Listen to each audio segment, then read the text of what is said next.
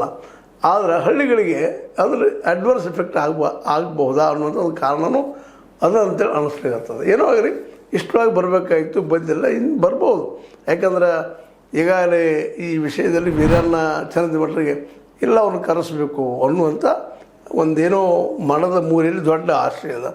ಅದು ಯಶಸ್ವಿ ಆದಿತ ಅನ್ನೋಂಥದ್ದು ಅದೇನೋ ಇರಿ. ಆದರೆ ಬಾಗಲಕೋಟೆಯಲ್ಲಿ ಮಾತ್ರ ಈ ಸದ್ಯದಲ್ಲೇ ಎರಡೂ ರೀತಿಯ ಪ್ರಭಾವಗಳು ಅದೇ. ಒಂದು ಗ್ಯಾರಂಟಿಯ ಹವಾನೂ ನಡೀತಾ ಇದೆ, ಇಲ್ಲ ಅಂತಲ್ಲ. ಅನೇಕ ಬಡವರು ಕೃಷಿ ಕೂಲಿಕಾರರು ಇರ್ಬೋದು, ಮತ್ತೇನಿರ್ಬೋದು, ಅಲ್ಲಿ ಏನು ಅಭಿಪ್ರಾಯ ಪಡಿಸ್ತಾ ಇದ್ದಾರೆ, ಇಲ್ಲಪ್ಪ ಇದು ಗ್ಯಾರಂಟಿ ಚೆನ್ನಾಗಿದೆ, ಅಡ್ಡಿ ಇಲ್ಲ ಅನ್ನುವಂಥ ಮಾತು. ಇದನ್ನು ಬೀಟ್ ಮಾಡಬೇಕಾಗಿದ್ದಪ್ಪ ಅಂದರೆ ಹಿಂದುತ್ವದ ಜಬರ್ದಸ್ತಾಗಿ ಪ್ರಚಾರ ಮಾಡಬೇಕಾಗಿದೆ. ಆ ದಿಶೆಯಲ್ಲೇ ವಿಜಯೇಂದ್ರ ಅವರಾಗಲಿ ನಮ್ಮ ಯಡಿಯೂರಪ್ಪನವರಾಗಲಿ ಏನು ಸ್ಟ್ರಾಟಜಿ ಮಾಡಬಹುದು ಅನ್ನೋದು ಇಂದು ನಾಳೆ ಇಷ್ಟರಲ್ಲಿ ಗೊತ್ತಾಗ್ಬೋದು ಮೋಸ್ಟ್ಲಿ. ಆದರೆ ನಮ್ಮ ಚರಂತಿ ಭಟ್ರ ಮನದಲ್ಲಿರೋದು ಏನಪ್ಪ ಅಂದ್ರೆ ಈ ಇಬ್ಬರು ಹಿಂದುತ್ವವಾದಿಗಳನ್ನು ಕರೆಸಿ ಮಾತಾಡಿಸುವಂಥದ್ದು ಭಾಳಷ್ಟು ದಂಕ ಅಂತದೆ. ಆದರೆ ಅದು ಎಷ್ಟರ ಮಟ್ಟಿಗೆ ಯಶಸ್ವಿ ಆಗ್ತದೆ ಬಾಗಲಕೋಟೆಯಲ್ಲಿ ಅನ್ನೋದು ಅಷ್ಟ ಮುಖ್ಯದ.